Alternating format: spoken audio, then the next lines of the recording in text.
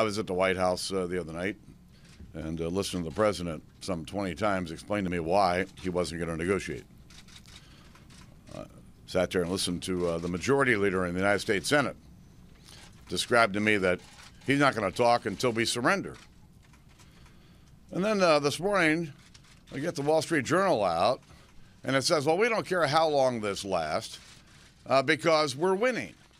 Now, this isn't some damn game. The American people don't want their government shut down, and neither do I.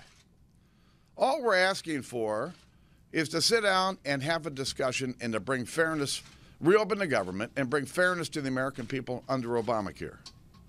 It's as simple as that. But it all has to begin with a simple discussion. Our goal here wasn't to shut down the government. Our goal here was to bring fairness to the American people under Obamacare.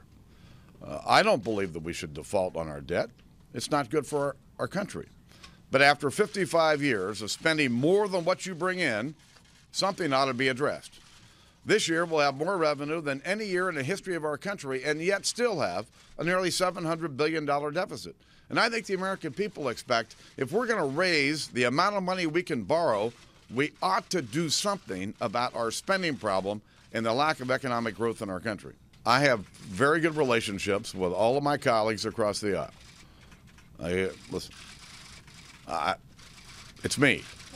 And maintaining these relationships is critically important.